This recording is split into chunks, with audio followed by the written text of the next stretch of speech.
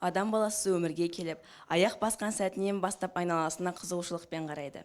Өсе келе дамып, ақыл ойы жетіп, білімге, оқуға кірісіп, жарқын болашақ үшін терлеп еңбек етеді. Бүгінгі мамандық тұлғасы бейнесюжет байқауының кейіпкері логопед-дефектолог ментор Қауынова Маржан Найманбайқызы. Данышпан жас балалар дамыту клубының негізін қалаушы, бизнес-вумен KZ мүшесі. Тәтті өмір мүгедектерге арналған қоғамдық бірлестік қордың негізін қалаушы. Қазақстандағы үздік логопед-дефектолог 2022 байқауының жеңімпазы. Сұхбат беруге келіскеніңіз үшін көп рахмет. Сіздерге де рахмет. Сіздермен танысқаныма қуаныштымын. Біздің орталығымызға қош келіпсіздер. Жалпы сол мамандыққа келу мақсатым бірден бір себеп, бұл мен өзімнің үлкен балам себеп болған. Яғни бұл баламда мен өзім қателік жіберген болатынмын. Сөйлеу тілінің кешіккенін, жалпы баланың дамуында тежелу барын байқағаннан кейін өзімді өз баламды дамыту арқылы мен кейіннен осы мамандыққа келдім.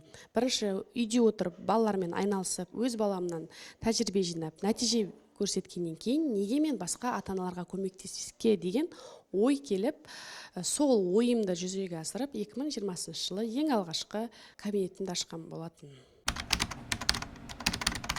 Мен өз мамандығымды жақсы көремін. Осы мамандыққа келгенде мен түбегейлі осы мамандық таңдадым, өйткені бұл менің мамандығым.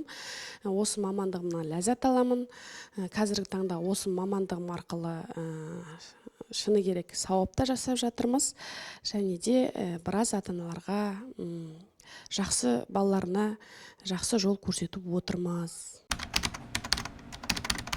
Біздің жалпы логопед-дефектологтың қиындықтары, ол диагнозы бар балалар келген кезде ерекше балалармен жұмыс жасау шамалы қиынға соғады. Себебі ол біздің эмоциямызды алады, біраз уақытымызды алады, пока нәтижеге жеткенше ол баламен ұзақ жұмыс жасауға тура келеді, және көп энергия шығарамыз, көп эмоция шығарамыз. Сол, бірақ ол қиындықтың барлығы уақытша, жеңуге болады. Болашағы әрине бар мамандық.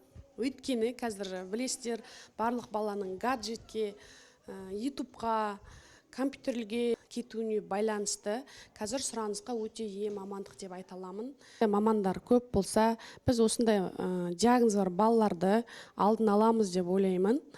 Және де оған мен сенімдімін. Енді қорытындылай келе, құрметті ата-аналар, балаларыңызды уақытылы дамуына, білім алуына, тәрбиесіне көңіл бөліңіздер. Сізге көп рахмет. Еңбегіңізге жеміс тілеймін. Жақсы, сіздерге де көп рахмет.